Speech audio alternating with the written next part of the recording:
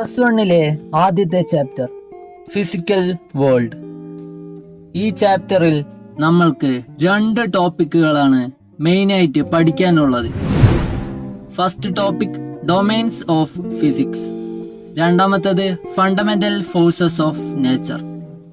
Domains of ഫിസിക്സിലെ 2 ഡൊമൈനുകളാണ് പഠിക്കാനുള്ളത്, മൈക്രോസ്കോപ്പിക് ഡൊമൈനും മാക്രോസ്കോപ്പിക് ഡൊമൈനും.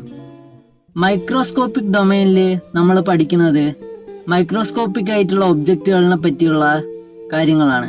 ഇപ്പോൾ എക്സാമ്പിൾ ഇലക്ട്രോൺസ്, പ്രോട്ടോൺസ്, കോമ്പൗണ്ടുകൾ, ഇതിനെ പറ്റിയൊക്കെയുള്ള പഠനമാണ് മൈക്രോസ്കോപ്പിക് ഡൊമൈനിൽ വരിക.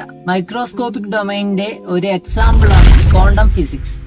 മാക്രോസ്കോപ്പിക് ഡൊമൈൻ എന്ന് പറഞ്ഞാൽ ഇപ്പോൾ നമ്മുടെ നേക്കഡ് ഐ കൊണ്ട് കാണാൻ പറ്റിയ ഒബ്ജക്ട്സിനെ പറ്റിയുള്ള പഠനമാണ് മാക്രോസ്കോപ്പിക് ഡൊമൈനിൽ വരിക. ഇപ്പോൾ ടെറസ്ട്രിയൽ ഒബ്ജക്ട്സിനും ആസ്ട്രോണമിക് ആയിട്ടുള്ള ഒബ്ജക്ട്സിനെ പറ്റിയുള്ള പഠനങ്ങളെല്ലാം ഈ മാക്രോസ്കോപ്പിക് ഡൊമൈനിൽ വരും.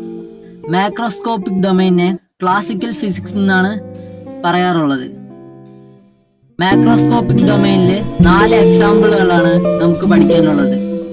1 optics, 2 electronics, 3 mechanics, 4 thermodynamics. Optics എന്ന് പറഞ്ഞാൽ പ്രകാശത്തിനെ പറ്റിയുള്ള പഠനത്തിനെയാണ് ഒപ്റ്റിക്സ് എന്ന് പറയുക.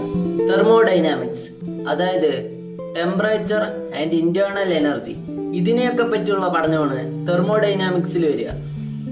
ഇലക്ട്രോണിക്സ് എന്ന് പറയുമ്പോൾ ഈ ഇലക്ട്രിക്കൽ ആൻഡ് മാഗ്നറ്റിക്കൽ ആയിട്ടുള്ള കാര്യങ്ങളെ പറ്റിയുള്ള പഠനമാണ് അതിൽ വരിക.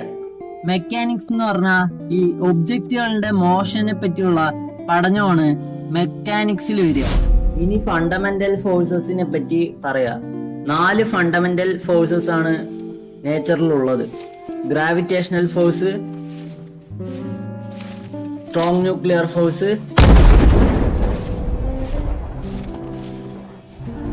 Week nuclear force, electromagnetic force. ഇതിൽ സ്ട്രോങ് ന്യൂക്ലിയർ ഫോഴ്സ് ആണ് ഏറ്റവും കൂടുതൽ. രണ്ടാമത്തത് ഇലക്ട്രോമാഗ്നറ്റിക് ഫോഴ്സ്, മൂന്നാമത് വീക്ക് ന്യൂക്ലിയർ ഫോഴ്സ്, നാലാമത്തത് ഗ്രാവിറ്റേഷണൽ ഫോഴ്സ്. ഇതിലേതാണ് ചെറുത്, ഇതിലേതാണ് വലുത്, അങ്ങനെയൊക്കെ ആയിരിക്കും എക്സാമിന് ചോദിക്കുക. ഈ ഒരു ഓർഡർ കറക്റ്റായി പഠിച്ചാൽ നിങ്ങൾക്ക് എക്സാമിന് സ്കോർ ചെയ്യാൻ പറ്റും.